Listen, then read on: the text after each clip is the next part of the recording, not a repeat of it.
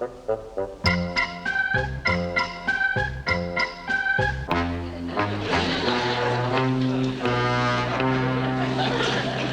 Mom, where's Pop? I'm gonna say goodnight to him. He's not home yet, Eddie. He's working late at the parlor. Why can't he get home on time like other guys' fathers?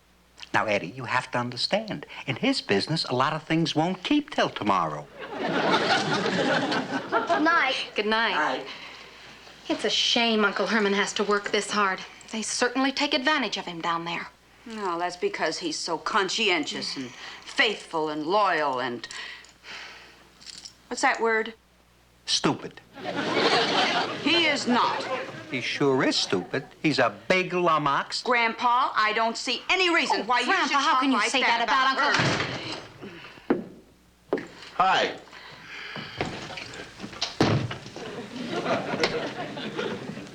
Why didn't you go on talking? Why did you stop talking when I came in? Never mind, Herman. Well, when I come into a room and everybody suddenly stops talking, it irks me. It even makes me mad when you start spelling out stuff. Well, we were just all upset about you working so hard. Yes, dear, and for such a low salary. Do you know what you're going to do first thing tomorrow morning? Well, of course I do.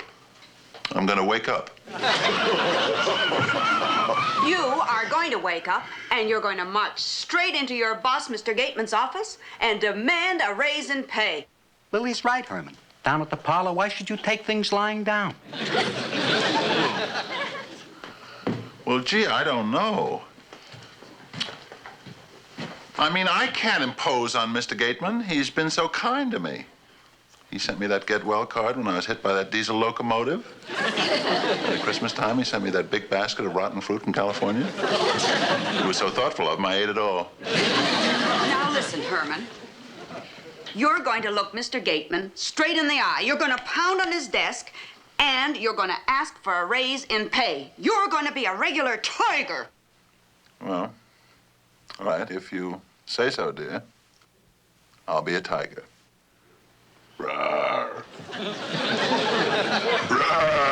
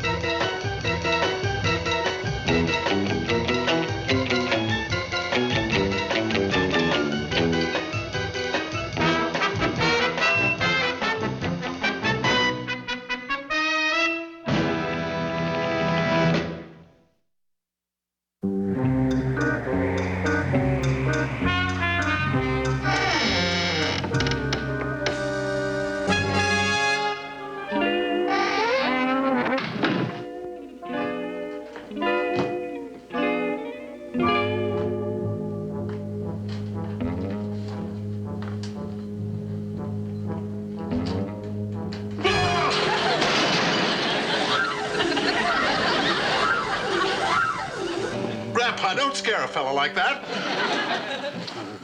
Never mind that. What are you doing sneaking home in the middle of the day? I was just hiding outside till Lily left the house. What happened with Mr. Gateman? Well, I did just like Lily said. I marched into his office. I pounded on his desk, looked him straight in the eye, told him what a faithful employee I'd been, and demanded a raise. And Grandpa, guess what? He fired you. How did you get? Because I know my son-in-law. You're a hard-luck guy. If you found the pot of gold at the end of the rainbow, there'd be a tax collector sitting on the lid. What am I going to tell Lily? She's been counting on a raise, and if she finds out I've been fired, she might get mad at me and stamp on the floor and say mean things to me. shake her finger at me. She might even break my Huckleberry Hound records. Now listen, Herman. You're a grown man, and you're gonna handle this in an adult manner. You're gonna do what every red-blooded American husband does in a case like this. Don't tell your wife a thing. Well, Herman, all through dinner you haven't said a word about what happened at the parlor today. We were quite busy. In fact, we had quite a turnover. I mean about your interview with Mr. Gateman. Oh, that. Oh, we're so anxious, Uncle Herman. Did he talk to you? Oh, yes. He, talked to me. Well, is he going to give you a raise, or isn't he? Well, you see, dear, Mr. Gateman is a rather busy man. I think he wants to take the idea and sort of, throw it down the well. Throw it down the well. Yeah, you know, throw it down the well and see if anyone salutes it. What kind of double talk is that? Well, you know, Lily, he wants to take the idea and run it up the flagpole and see if it makes a splash. All businessmen have expressions like that to keep outsiders from finding out that they really don't know what they're talking about. Well, I think Mr. Gateman is giving you the runaround. He may want to think it over, but I want an answer by the end of the week. Well, I think you'll have an answer by the end of the week, if not sooner. Marilyn, Eddie, come and help me take out the dishes.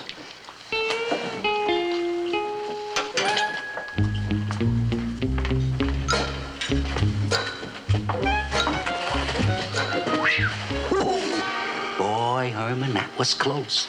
But at least you've got till the end of the week. I tell you what, Grandpa. I figure I'll leave the house every day as if I was going to the parlor and not break the news to Lily until I get a new job. Oh, I see. You want to keep the news from her as long as you can, huh? Right. As we say in business, let's not start scratching till we know where the fleas are biting.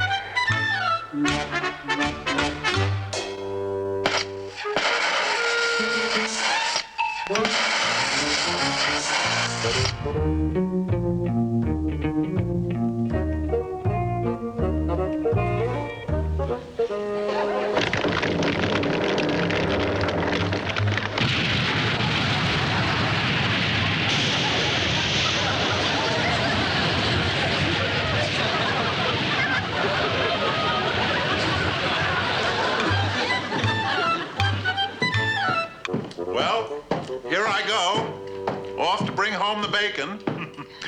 Of course, I've always been a hog for work. Herman, it's been a week since you spoke to Mr. Gateman. Do you think I'll have a little surprise tonight when I open your pay envelope? Oh, yes, I think you'll have quite a surprise. Oh, I just know it's going to be a real nice big raise. Well, Mr. Gateman should appreciate all the hard work you've done. After all, anyone with his experience and all his years in the business should recognize a live one when he sees one. Well, yes, dear. Goodbye. I'll see you later tonight.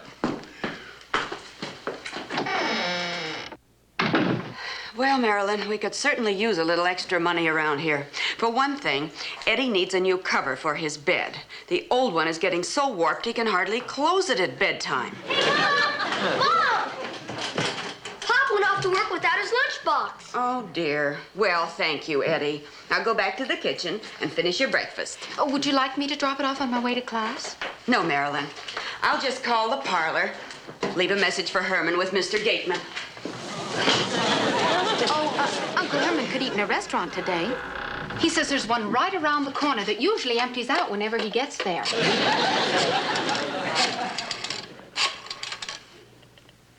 Hello? Gateman, Goodberry, and Graves?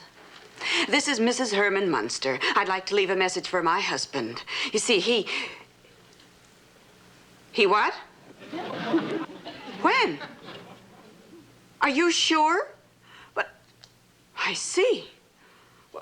Well, thank you very much. Aunt Lily, what happened? All the colors rushed into your face. What happened? Herman's going to work every morning this week has been a fraud. When the big goofball got fired last Monday. What I want to know is what's Herman been doing this past week after he left the house every morning? He's been out looking for work.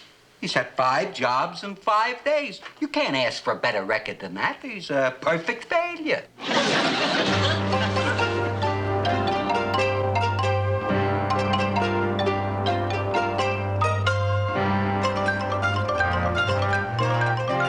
I'm sure, Mr. Tom Fong, sir, if you'd consider hiring me, I'd live up to all your expectations. I advertise boy water. You sure #1 big boy, all right? Thank you. Tell me, you ever worked a laundry before?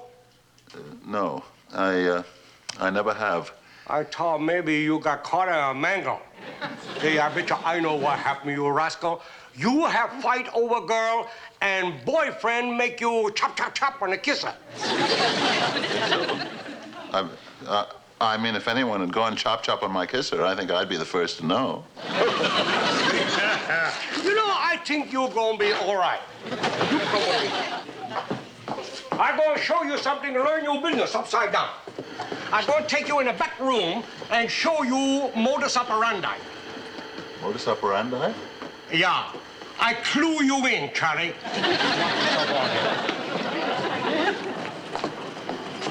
Good boy, come here now. Now you see, got here 2 machines. That dryer, that one over there, a washer. You take a dirty clothes, you put in a washer. When bell ring, you take a wet clothes and you put in a dryer. When this bell ring, you take out dryer, put in clean hamper, get more dirty clothes, put in washer. You do same thing all the time, back and forth, every time a bell ring. You dig? When bell ring on dryer, put dry clothes in hamper. Good. When bell ring on washer, put wet clothes in dryer. Then put more dirty clothes in washer. Oh, you're very good, yeah. Now come here, I'll show you. When you get all clothes, you bring over here and you iron. Now, when you iron, no goof off. You concentrate. Oh, don't worry. I'll use my head. Oh, I don't know. I think a more better use iron than a flatter. Now, you keep on doing that till the whole mess clean up. You got it, Charlie? Got it. All right, now come here. If you get in a trouble, any kind of trouble, that emergency valve, you know, and you turn emergency valve, that shut off everything. You got it, Charlie? Gotcha. Good, all right. Oh, excuse me, Mr. Tom Fong, sir. But aren't you going to be here? No, I go lunch now. I go down the street and get an enchilada. Well, fine, but what should I do if a customer comes in? Hide. Grandpa? Grandpa? What is it, Lou? Where are you going? Out. I'm just not going to stand by and see my poor Herman buffeted and submerged by the cruel waves of misfortune. Waves? What happened? Did the bum get a job as a lifeguard? No, he doesn't have any job. And as his wife, I'm going to do something about it. What can you do? I can do what women have done for centuries. women have done for centuries. I get it. She's gonna butt in and ruin his life. This is the way we wash our clothes, wash our clothes, wash our clothes. This is the way we wash our clothes so early in the morning. Bell.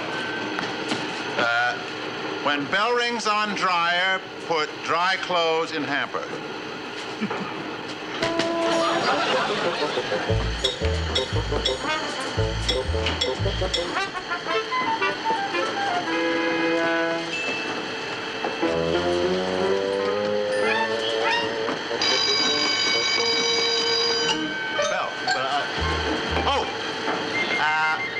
When bell rings on washer, put wet clothes in dryer.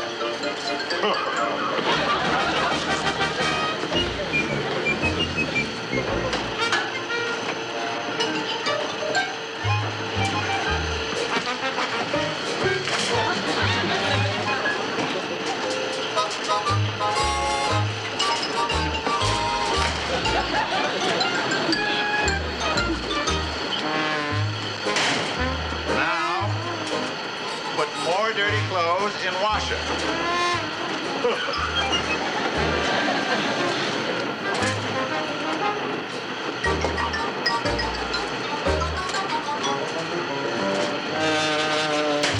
There. That was easy. Herman, you got it made.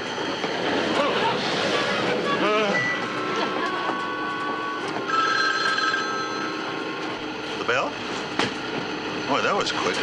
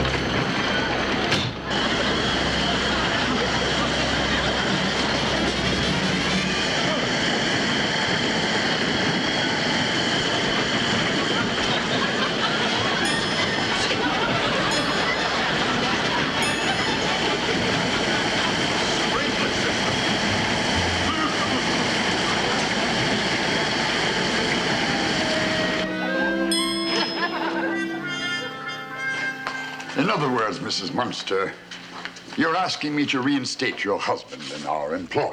Oh, yes, Mr. Gateman. Think of it. He's been here for 17 years. Well, your parlor has become his home away from home. Really, I'm afraid my mind is made up. Oh, but you can't take all this away from him. Herman's always been so happy among the flowers and the wreaths, surrounded by the restful strains of the organ music, doing the thing he loves best. He was just saying to me the other night, Lily, he said, that place really grabs me. That's quite a compliment. But he demanded an increase in salary. I'm afraid down here we're not used to raising people.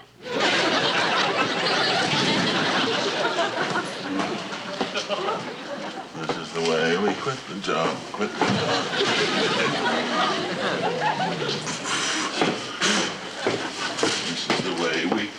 job.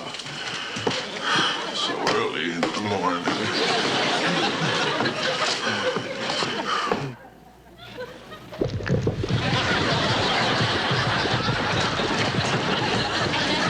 Oh, Mr. Gateman, you must give Herman back his job. He thinks of you not only as just an employer, but as a father. I never told anyone this before, but, well, at home, he often refers to you as Dada Gateman. Really, Mrs. Munster? Oh, I tell you, Pussycat looks up to you the way Richard Chamberlain looks up to Raymond Massey. Mrs. Munster, that's the nicest thing that anybody ever said to me. I'll take him back and give him his raise. Oh, thank you. Thank you. Please go now. I mustn't cry anymore. There's a big affair at the cemetery this afternoon. I can't afford to show up dry. Oh, thank you. You dear, sweet, kind man. We won't tell Herman that I talked to you, will we? Oh, of course not, Mrs. Munster. It's no use, Grandpa. I've lost 6 jobs in the last 5 days. I'm no good. Even in the laundry business, I'm all washed up. That's right, Herman. Your next step should be Skid Row. But with President Johnson wiping out poverty, a bum like you has got no place to go. Shouldn't have been so cocky when I asked for that raise. Fate has dealt me a deserving blow.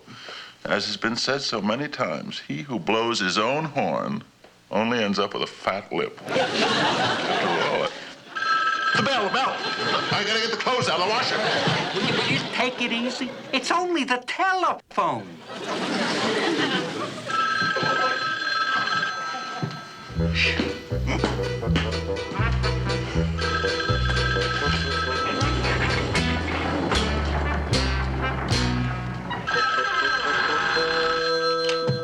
Hello?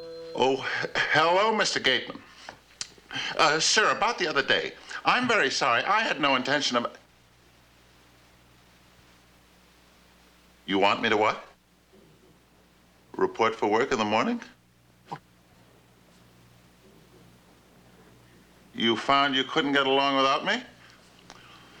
Well, I'll tell you, Gatey, old boy. I had a few other offers, and I'd just like time to consider what's best for me in the situation. Oh, boy. One minute he's little orphan Annie, the next minute he's Charles de Gaulle. I can have my raise. Oh. Well, I guess under those circumstances, I would be willing to resume in your employ. Mm-hmm. Thank you. You're very kind.